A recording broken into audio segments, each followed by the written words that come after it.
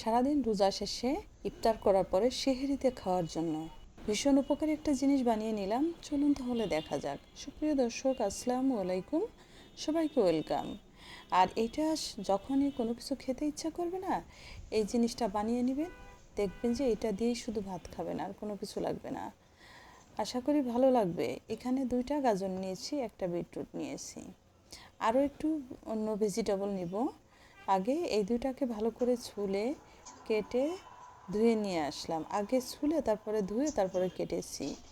এখন একটা কড়াইতে অ্যাড করে দিলাম বিটরুট, আলু আর গাজর, সব কিছু দিয়ে দিলাম 1 কাপের মতো পানি, সামান্য একটু লবণ দিয়ে ভালো করে নাড়াচাড়া দিয়ে মিশিয়ে ঢাকনা দিয়ে ঢেকে দিলাম। 5 মিনিট রান্না করার পর ঢাকনাটা তুলে নিলাম। খুব ভালোভাবে সিদ্ধ হয়ে গেছে। এখন ঢাকনাটা সরিয়ে ভালো করে নাড়াচাড়া দিয়ে পানিটা শুকিয়ে একদম ভাজা ভাজা করে নিব। নামিয়ে নিলাম, সাইড করে রেখে দিলাম।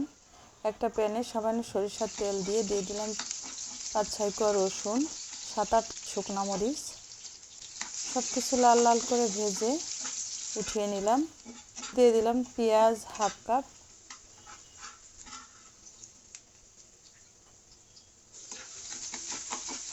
পেঁয়াজটা ভালো করে লাল করে ভেজে তুলে নিলাম। এখন অ্যাড করে দিলাম 1 চা চামচ কালো জিরা।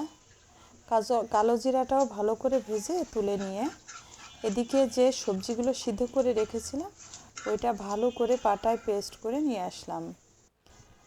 আর এখানে যদি আপনারা চান যে পাটার পরিবর্তে ব্লেন্ডারে পেস্ট করবেন, সেটাও করতে পারেন। এখন একটা প্লেটে সবগুলো সার্ভ করে এখন দিয়ে দিলাম উপরে পেঁয়াজ ব্রেস্তা করে রেখেছিলাম, পেঁয়াজ ব্রেস্তা, রসুন, শুকনো মরিচ ভেজে রেখেছিলাম, ওইটা ভালো করে আগে থেকে ব্লেন্ডারে গ্রেট করে রেখেছি, ওটা দিয়ে দিলাম। আর দিয়ে দিলাম কালো জিরা চাইলে আপনারা গ্রেট করেও দিতে পারেন, মানে বেটে, অথবা আস্তও দিতে পারেন। ভালো করে হাত দিয়ে মাখিয়ে পরিমাণ মতো সরিষার তেল দিয়ে মাখিয়ে নিলাম। তৈরি করে নিলাম মিক্স ভেজিটেবল ভর্তা। 1 চামচ নেবেন আর ভাত সবগুলো খেয়ে নেবেন। আশা করি ভালো লেগেছে। শেয়ার করে রেখে দিবেন টাইমলাইনে এবং তৈরি করে অবশ্যই খাবেন। কেমন হলো কমেন্টস করে জানাবেন। যারা নতুন আছেন পেজটা ফলো করে সাথে থাকবেন। আল্লাহ হাফেজ।